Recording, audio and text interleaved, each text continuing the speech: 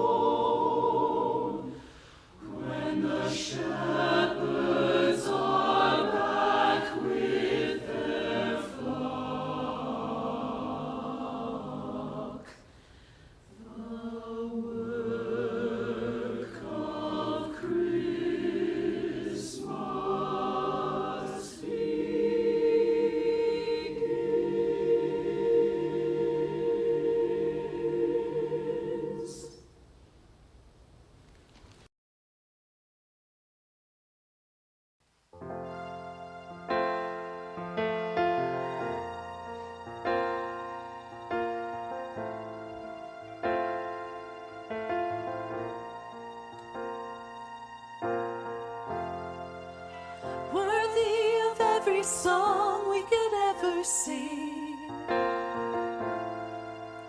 worthy of all the praise we could ever bring, worthy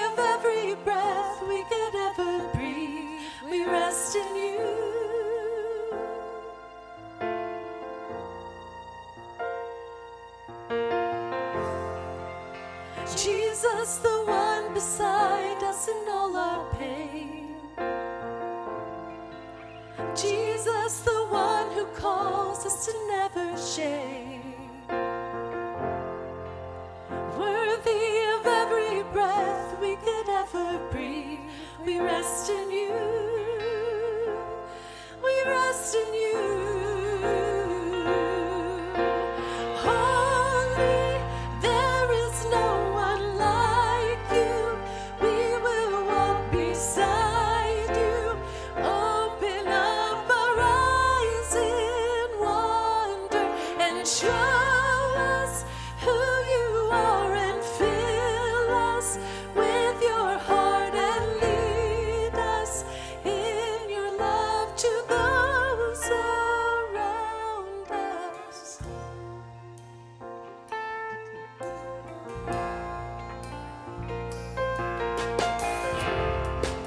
Jesus, the one beside us in all our pain. Jesus, the one who calls us to never shame. Worthy of every breath we could ever breathe, we rest in you. We rest in you. Holy, there is no one like you. We will walk beside you. Open up our eyes in wonder and show us who you are and fill us with your heart and lead us in your love to those around us.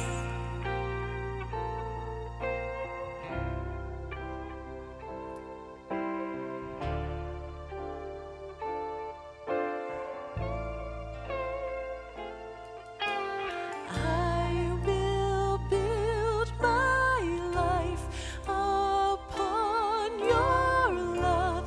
It is a firm foundation.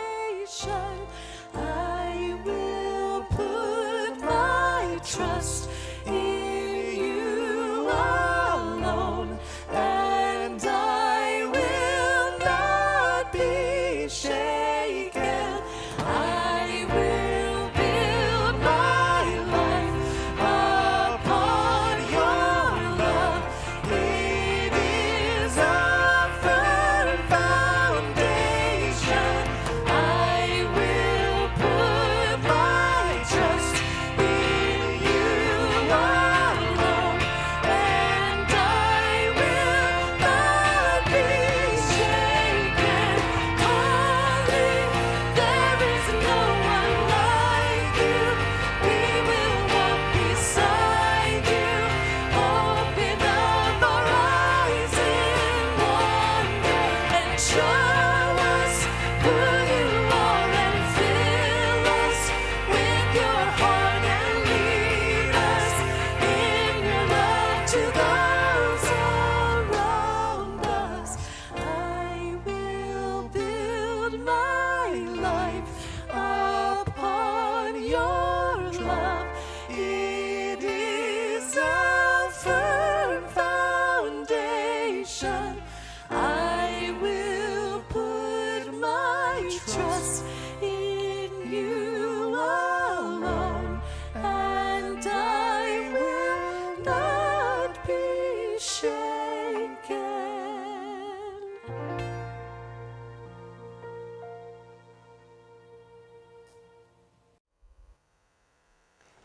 Reality is an acquired taste. That's a quote from Matthew Perry's memoir, Friends, Lovers, and the Big Terrible Thing, which has been part of the inspiration for this sermon series. Reality is an acquired taste. And his memoir is really a 251-page story of his difficulty with facing reality. He says from an early age, like 3 or 4, he was always filled with worry and anxiety about whether or not he was being good enough son to his mother and a friend and doing well enough in school. And when he was 14, that's when he took his first drink. That's when the addiction began. He said that he remembers it like it happened yesterday. He remembers feeling good with that first drink, feeling like there was this warm sense of honey just filling his body from his head all the way down to his toes. He liked that feeling. The anxieties and the fears and the worries faded away in the warm honey feeling that he experienced. By the way, if you don't think 14-year-olds typically face worry, fear, and anxiety, if you find one who'll be honest with you, trust me, you'll hear how much they do, or maybe you can even remember back to when you were 14. Now, of course, on that day, he and his friends who were drinking drank way too much, and they ended up throwing up all over the backyard, but he never forgot that feeling. He wanted to capture it throughout the rest of his life. Even when he became rich and famous, he thought, oh, now that I'm rich and famous, I won't be addicted anymore. I'll lose that. It never went away. We'll get to that more in a little bit. The inability to face the reality of our lives oftentimes makes the anxiety and the worry worse. Oh, there may be a moment or two where something happens that makes us forget about it, but it actually makes it worse, making it difficult for us to experience what the old ancient Hebrews used to call shalom, a sense of peace, contentment, happiness with our lives. Reality is an acquired taste. My first year right out of seminary, my brother David needed to sell his Mustang. He needed some money quick, and he made a great offer to Julie and me. We didn't have any money to speak of, but the offer was great, and we bought the car. His car was one of the models that was a mechanical disaster, but it was really fast. I mean, it was fast. Did I mention it was fast? It was super quick in acceleration, and the third day that I owned this car, I was pulled over by a police officer for speeding. After he looked at my license, he said, Mr. Miles, I've pulled you over because you were exceeding the speed limit. I said, yes, sir, I'm aware of that. I just bought this car, and I don't know if you know this, but this car is really fast. And I'm having a hard time controlling it, and it's really quick off the acceleration. And I've now learned my lesson. I think I understand better how to control the car, and I'd appreciate it if you would let me off with a warning. I just finished seminary, and this is a true story. I just finished seminary, and my wife and I don't have a lot of money. The whole time I'm saying this to him, he's nodding his head, and he's smiling. He's smiling. I said, so can you let me off with a warning? And he said, no. In California back then, I don't know if they still have it, they had something called traffic school. You go to traffic school on a Saturday for 8 hours, you complete the class, and they'll take the speeding ticket, or whatever the violation is, off of your record. You still have to pay the fine, but this way it's not on your record, which is a good thing for your insurance, et cetera, all of that. So I signed up for traffic school. 3 weeks later, I found myself at 7 a.m. in a middle school classroom with 30 other hardened criminals. The teacher began by taking a survey of the class. And he asked us, how many of you think you're below average drivers? How many think you're average drivers? How many of you are above average drivers? 26 of the 30 of us in there chose what? Above average. Of course we did, and I was one of those who did. And then he explained to us, there's no way statistically, especially in a group of traffic violators, that 86% of you are above average drivers. Let's face reality, he said. You're here in traffic school because it's more likely that you're not an average even driver, that you're most likely below average. Reality is an acquired taste. And sometimes we'll do anything we can. And it doesn't have to be a horrific addiction like Mr. Perry got caught up in throughout his entire life. Maybe it's just like some of my preacher friends who write their sermons on Fridays, and instead of writing their sermon, they'll find themselves cleaning their house, and they've got the cleanest house by noon that day of anyone in America because they haven't the courage to face that blinking little cursor on the computer that seems to taunt us preachers by saying, you have nothing to say, over and over and over again. Or I know folks in my ministry who obsess over politics, not because it's not important, because it's a way to avoid the reality of their family. I have friends and people I know in ministry who obsess over sports. I enjoy sports, but some of my friends who obsess over it, quite frankly, do so to avoid the personal realities in their own lives. It doesn't have to be an addiction that gets in the way of functioning normally. It can simply be an obsession on something else to avoid looking at what the reality is. Jesus comes into in the midst of all of this with the beautiful words that we heard this morning. Martha did a very nice job reading them. The problem, though, when I hear these words from Jesus is I hear the voice of Jesus from those Jesus movies that we were forced to watch in Sunday school back when I was a kid. Have you ever watched some of those movies? Jesus sounds like this super spiritual, super holy, very just super religious man. Well, consider the lilies. Aren't they pretty?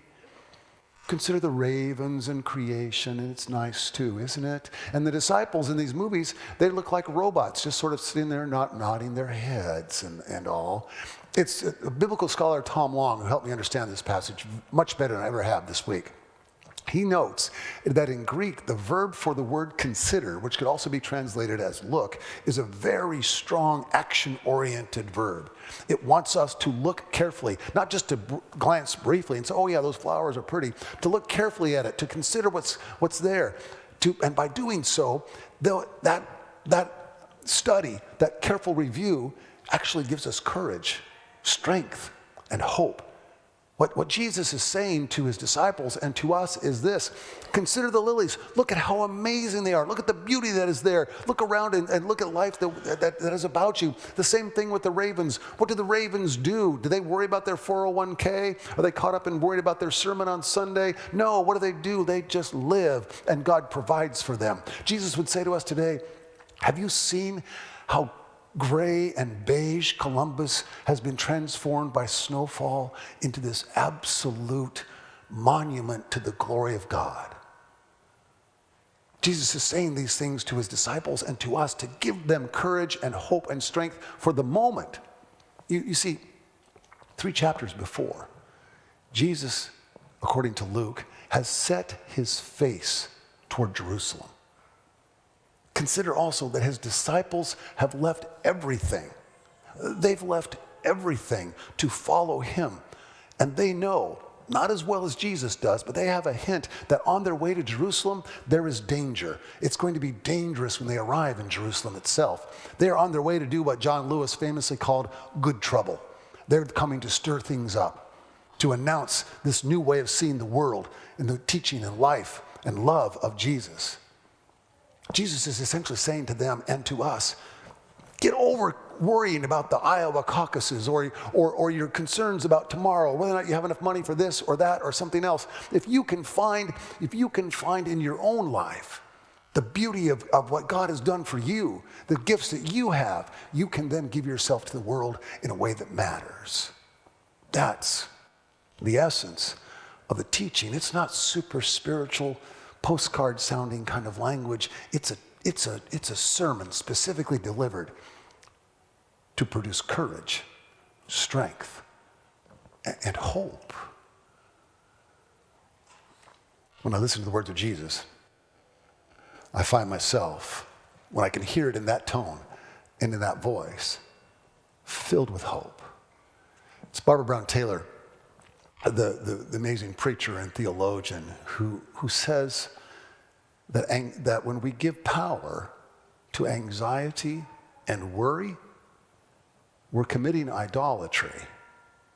That's a fancy way of saying we're worshiping a false god. When we give our anxiety and our worry the power to control the way we live our lives, we're giving that power rather than acknowledging the holy power, the higher power that is available to all of us. My favorite poet is David Whyte. He says that anxiety is being far away from home. When I read his words this week, it hit me like a punch in the gut. I know when I'm anxious. I know when I'm worried. When I'm upset about something in my job or my life or whatever it might be, I'm far away from my family. I'm far away from my wife. I'm far away from home. Luckily, my wife, Julie, most of the time, when I'm caught up like that, will say, she'll ask, where are you? Where are you? Jesus, and Julie too, want us to find strength and courage and hope from the beauty and the power of creation. Maybe even it can be as simple as this. Maybe you're having a beautiful meal with someone you love. It might be simple, but the moment is beautiful. And in that moment, you realize there's more to life than getting this or getting that or taking care of this issue here. And in that moment, with that one you love, whether it's a friendship or a relationship between spouses or partners, in that moment, you're strengthened and encouraged to be more than you ever thought you could be. There's a beautiful moment in Matthew Perry's book that I just love deeply, when he finally begins to understand the 12-step program of the Alcoholics Anonymous group that he's in. He'd been in AA groups before, he'd been in rehab several times, but finally in this moment he gets it. And he's at that point in the 12-step program where you do a moral accountability of your actions. And his sponsor does a brilliant thing. He says, make a list of everyone you're still angry with. He names 68 people. That's a lot of anger. But then the sponsor said, after he was done, great, now write next to their name how they hurt you or how they offended you. And in that action, Matthew Perry began to see how he had hurt them, how his actions had caused harm for them. And he actually made another list of people that weren't on that list of other people he had harmed. And for the first time in his life, he realized how much harm his terrible choices and actions had done. He said, I was a narcissist with an inferiority complex. Imagine the dangerous combination that is. That's like fire and gasoline. But in that realization, he came to the conclusion that he really wanted to make a difference in the world.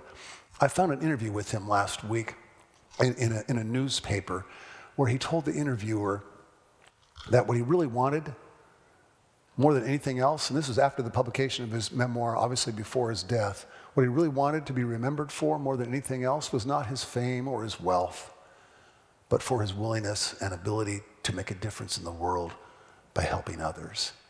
He said after his book came out, people would stop him in airports or in grocery stores and say to him, me too, thank you for sharing. Me too, thank you for sharing. So others would come to him and say, I'm an alcoholic, no one knows it, or at least I don't think they know it. I need serious help. Can you help me? He was always ready with a phone number and a name and a contact and a place. And he would even say to them, if you don't hear from them, here's my phone number. You can connect with me. He told this interviewer that that was the highlight of his life. This is the highlight of his life, being able to help people. Now, you know the story. You know that the autopsy of his death revealed that he never really got away from that demon of addiction. It controlled him even on his last day. But I thank God that he found the courage he needed to share his 251-page story of his wrestling with reality. And I'll confess to you that in some ways, his story is our story. In some ways, it's easy for all of us to think, if I just have this, or if I could get that. He thought as a child, as a teenager especially, if he could become rich and famous, all his problems would go away. I've had moments in my life when I thought, if I could just have a fancy title, if I could have a little bit of fame, boy, wouldn't that be great? And that's happened to me a couple of times. And the next day, the discovery of truth comes when we recognize it's not about the fame or the title or the amount in your 401k or anything else. What it's about is our willingness to find who we are and give that person our best self to the world. I'm reading a book by Dagar Keltner called The Power Paradox. He states this succinctly for us. Let's put it up on the screen. Money, fame, class, and titles are just symbols or opportunities for making a difference. Let me read that again. Money, fame, class, and titles are just symbols or opportunities for making a difference. Real power means enhancing the greater good, and your feelings of power will direct you to the exact way you are best equipped to do this. for my money, the person who understood this better than anyone else in all of history is Jesus. I'm biased, I admit it. I love Jesus though, and I love his teaching, and I want to live my life in the way that he lived his. I fall far, far short, but I love Jesus, and he is the model for me. I'm not saying Jesus is the only way. If for you it's Buddha or Lao Tzu or Gandhi or some other great spiritual teacher, God bless you, please, let's have a conversation about that. In no way am I saying those voices are limited. For me, the best way is Jesus' way. And think about this. If we could take the 3 commandments that he gives to us, his followers, think of how the world could be changed. What did he say? Love God, love your neighbor, and love your enemy. If we took those 3, if we took them seriously and put them to practice in our lives, we could change the world. And that is not preacher hyperbole. It's not. Where does it begin? Here and now, with you and me, as we give our best selves to each other and to the world.